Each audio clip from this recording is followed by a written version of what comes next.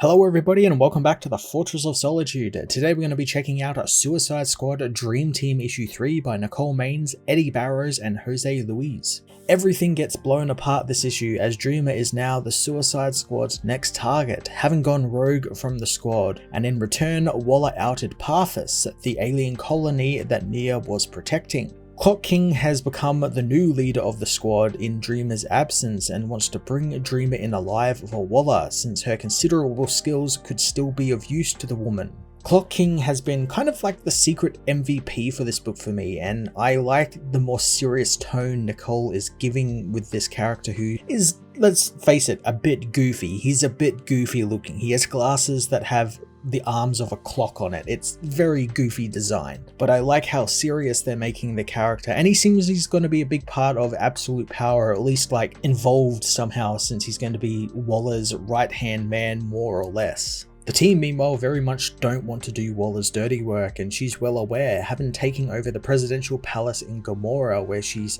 keeping her finger very close to the button that will blow the bombs in the team's head if they decide to go rogue like Dreamer. One thing the book has done pretty well throughout these last 3 issues is showing us how much power Waller exerts over the team just by having that bomb in their head. They know what Waller is doing is wrong, but they can't stop it, so they kind of have to do it. And they've also resigned themselves to the fact that she's going to win regardless because of the power she has already, as well as the fact that she's like a genius mastermind at stuff like this and a master strategist. So there's a bit of sadness to the fact that the team have just kind of resigned themselves to the fact that, oh, this is our role now, we're probably gonna die and there's nothing more we can do. I guess that is like the role of a Suicide Squad member, but I like that Dreamer is actively going against that and is trying her hardest to go against the grain, against Waller, to try and save everyone. Waller also being in Gamora basically confirms that Sarah Nakamura in the last issue was killed by Bizarro. As I said back then, it's a shame since they could have done so much more with her character and her role as like the president of Gamora, and a bit more with Gamora in what Waller had planned. And I get it was done to kind of show Waller's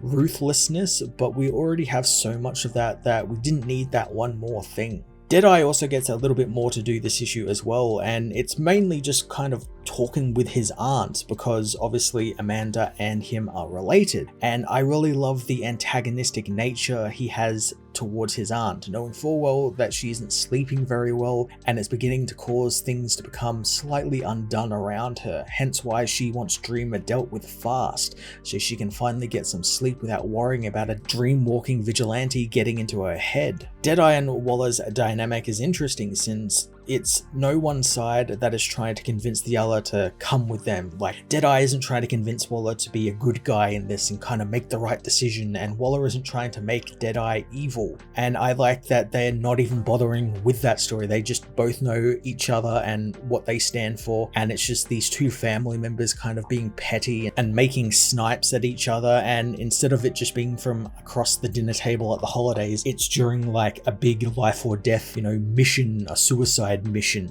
The team eventually make it into Parthas, finding the entire city has been rain-soaked and has bodies lying everywhere. Bodies of the Blue Earthers and people who were sent after the town once its location was made public. The book then sort of for a couple of pages becomes like a slasher movie as Dreamer begins battling the team and doing it in some really cool ways that make great use of her powers. Like, she uses the unconscious bodies of the Blue Earthers and the people on the ground kind of like hop around the team and get in behind them and get around them, stuff like that. And I thought that was a really neat idea to use her powers as. The book also takes its first big steps towards absolute power as Dreamer is whisked away to save another part of Parthas, as one of their schools is about to be burnt down by some people, and it's revealed Waller's plan is actually called Absolute Power, and Dreamer tells the rest of the team this, and that all her dreams for the last couple of months have been pointing her at Waller, with her trying to, embolden these alien racists and poison the public opinion against metas and superheroes, so when then her plan gets underway and it starts sort of being revealed to the public, there won't be that much pushback and people will just be like, yeah, we don't need these superheroes, we're with Waller, and then thus Waller will get all the power she wants.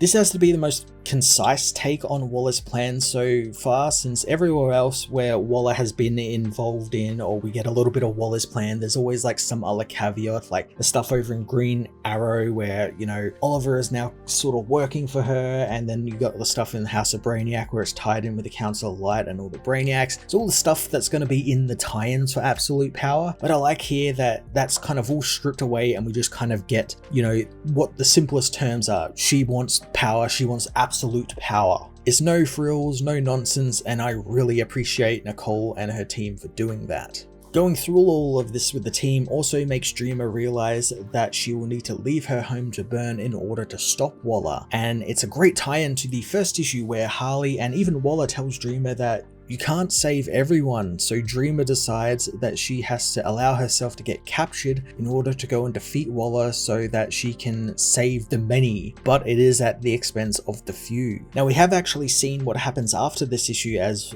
Dreamer is taken back to Waller, and we see her get to see little bits of what's going to happen in Absolute Power, but she won't give up any of the information to Waller, and we saw that in the free comic book day issue of Absolute Power. So I'm looking forward to seeing what they're going to do with her now that she's been captured by Waller. Waller's trying to interrogate her and not really getting anywhere, so does Dreamer just like disappear, because that's been one of her newer powers, at least in this series, where she can kind of disappear her physical form into the dream world, and we see her do it quite a number of times in this issue as well, so I'm not sure how she can't just kind of like teleport away. So I'm sure that's all going to be explained in the final issue before we head into Absolute Power, and I'm really looking forward to it because Dreamer has become kind of like a big main player in Absolute Power, and I'm intrigued to see what Nicole and what Mark Waid and all the other writers have in store for her across this series. Dream Team issue 3 was definitely a better issue than the last one. It definitely set up a lot more to do with Absolute Power and Dreamer's role and the Suicide Squad's role in the event, and I really liked all of the dynamics at play here with Waller and Deadeye and their little familial dynamic, as well as the team, you know, kind of resigning themselves to the fate that they're on the Suicide Squad. They can't defeat Waller because she's got too much power, and